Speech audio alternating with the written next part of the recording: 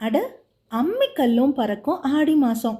ஆடி மாதம் வந்துட்டா போதும், கோயில்களில், அதுவும் அம்மன் கோயில்களில் திருவிழா தான், கொண்டாட்டம் தான். கூழ் ஊத்துறது தான் இதில் ஹைலைட்டு.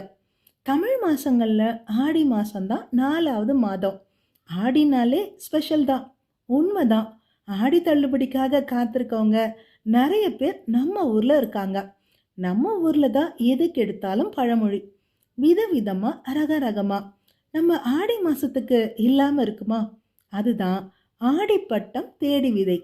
ஆடி மாதத்தில் நிலத்தை உழுது சரியான பருவத்தில் விதைகளை விதைச்சா பயிர்கள் நல்லா வளர்ந்து நிறைய அறுவடை செய்யலாம்.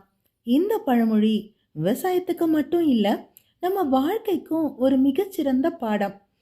அந்த எந்த செயலாக இருந்தாலும் சரி, அதை சரியான காலத்தில் திட்டமிட்டு தொடங்கினா வெற்றி நிச்சயம்னு எடுத்து சொல்கிறது இந்த பழமொழி. காலத்தை அறிஞ்சு செயல்படுறது, முன்கூட்டியே திட்டமிடுறது, வாய்ப்பை தவற விடாமல் பயன்படுத்துறது, இந்த நல்ல பண்புகளை வளர்க்குற அரிய வாழ்க்கை நெறிய நெத்தியடியாக சொல்லுது ஆடிப்பட்டம் தேடி விதை. ஆடியில் என்னெல்லாம் விசேஷம் தெரியுமா?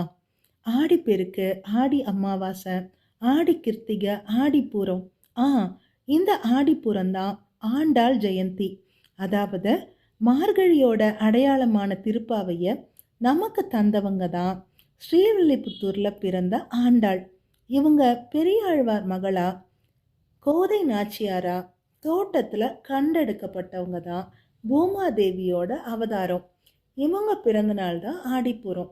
இந்த நாளில் தான் அம்மனுக்கு வளையல் அலங்காரம் செஞ்சு விமரிசையாக கொண்டாடுறாங்க. அப்போது ஆடி வந்துட்டா ஆனந்தம்தான், கொண்டாட்டம்தான்.